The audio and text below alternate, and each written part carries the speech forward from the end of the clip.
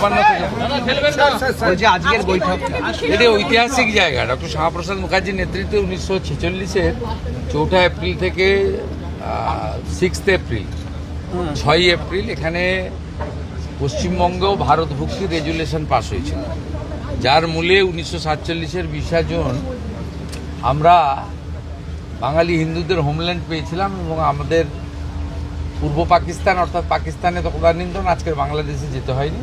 আমরা পশ্চিমবঙ্গে ভারতে বসবাস করছি আজকে। বাবা তারকনাথের দর্শন করতে পারছি, বাবার মাথায় জল ঢালছি, প্রণাম করছি, কপালে চন্দন লাগাতে পারছি। ঐতিহাসিক জায়গা। এখানে আমরা তারকেশ্বরে যেহেতু ডক্টর শ্যামাপ্রসাদ মুখার্জি রেজুলেশন নিয়েছিলেন সেই জায়গা এবং সামনে 20 জুন এটা নিয়ে আমাদের কিছু পরিকল্পনা আছে।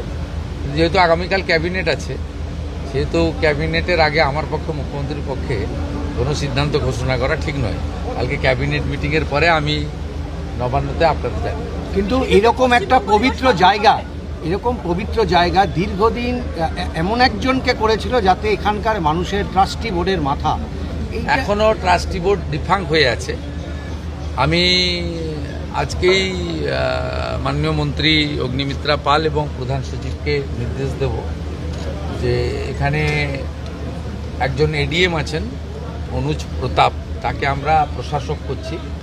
যেহেতু শ্রাবণীমালা সামনে, শ্রাবণীমালাকে কেন্দ্র করে এবারে সরকার এই বাবা তারকনাথের তারকেশ্বরের যে পবিত্র ভূমি, এর যে শ্রাবণীমালায় যে ভক্ত আসেন, তাদের জলযাত্রীরা আসেন, তাদের সুবিধার জন্য একটা বড় ব্যবস্থা নেওয়া হচ্ছে। এবং আশু তারকেশ্বর মন্দিরকে কেন্দ্র করে আমরা কিছু কাজ করব। প্রথম তো ওই পবিত্র পুকুর পাড়ে সব রং করে রেখেছে, রঙের কালার তো পরিবর্তন আগে করা দরকার। ওগুলো ঠিক আধ্যাত্মিক বা সাত্বিকতা বা আমাদের সংস্কৃতির সঙ্গে মানানসই রং নয়, ওটা আগে করতে হবে। চোখে লেগেছে। এক্সিএম হাতে সংবিধান নিয়ে হাঁটছে, বলছেন পশ্চিমবঙ্গে গণতন্ত্র বিপন্ন। আমাকে কি একটা ছবি পাঠিয়েছিল, এত দুরাবস্থা আমি জানতাম না। এত দুরাবস্থা, এক ঝুড়ি লোক, 150টা লোক আসেনি। আপনারা তো সাংবাদিকরা গেছেন 200 জন মতো, আপনার 200টা সাংবাদিক না থাকলে তো আর করুণ অবস্থায়। তারপরে রাজ্যসভা লোকসভা মিলিয়ে এতগুলো এমপি শুনলাম, 3টে এমপি গেছে, 6 জন এমএলএ গেছে। ও দলটার অবস্থা ফলতার মতো হয়ে গেছে।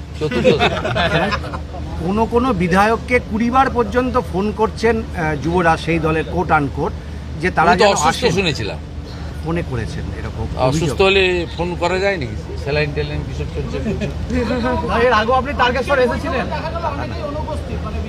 আরে আমি তারকেশ্বর ধামে একবার নয়, রাম মন্দির মাথায় নিয়ে খালি পায়ে হেঁটেছি গোটা তারকেশ্বর। পাথর বৃষ্টি হয়েছিল বিজেপির র্যালিতে। আপনি জানেন না, এখানে যেদিন ওই যেটাকে লোক হারিয়ে দিয়েছে 31,000 ভোটে, ও রাম মন্দিরকে অপমান করেছিল, আমি খালি পায়ে গোটা তারকেশ্বর শহর আমার হাঁটা আছে 4 কিলোমিটার।